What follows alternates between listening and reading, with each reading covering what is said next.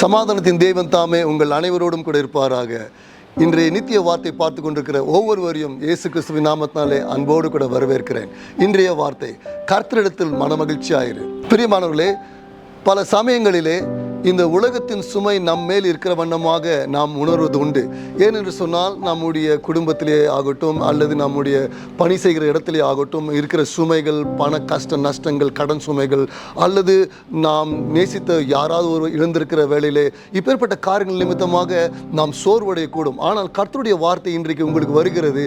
அவ்விதமான நாட்களிலே சங்கீதம் 37:4-5 கர்த்தருடைய வார்த்தை சொல்கிறது, கர்த்தரிடத்தில் மனமகிழ்ச்சியாயிரு, அவர் உன் இருதயத்தின் வேண்டுதல்களை உனக்கு அருள் செய்வார்.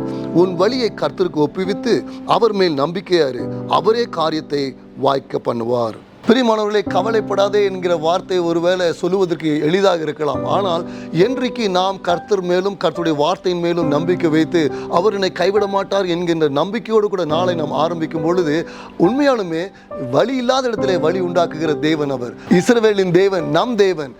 அவர் இன்றைக்கும் உங்களுக்கு எதிராக இருக்கிற தடைகளை நீக்கி போடுகிற சர்வ வல்ல தேவனாக இருக்கிறார். அவரை நம்புவோம், அவரிடத்திலே நாம் மனமகிழ்ச்சியாக இருப்போம். கர்த்தர் தாமே உங்களை ஆசீர்வதிப்பாராக. ஜெபிப்போம். அன்பின் தகப்பனே, இந்த நல் வார்த்தைக்காக உமக்கு நன்றி ஆண்டவரே. கர்த்தரை பார்த்து கொண்டிருக்கிற ஒவ்வொரு பிள்ளைகளையும் நீர் ஆசீர்வதித்து, இன்றைக்கு ஆண்டவரே உம்முடைய பிள்ளைகள் நாளை ஆரம்பிக்கும் பொழுது உண்மையிலே மனமகிழ்ச்சியாக இருக்க ஆண்டவரை தொடர்ந்து உண்மையிலே ஆண்டவரை நிலைத்திருக்க கர்த்தர் கிருபை செய்ய வேண்டுமா நாங்கள் ஜெபிக்கிறோம். இயேசுவின் மூலம் நல்ல பிதாவே, ஆமென். கர்த்தர் தாமே உங்களை ஆசீர்வதிப்பாராக. Shalom. Thank you for watching. We hope you've been blessed by today's eternal word. Don't forget to follow us for more updates and subscribe to our channel to stay tuned with our latest content. Do you have any questions or inquiries?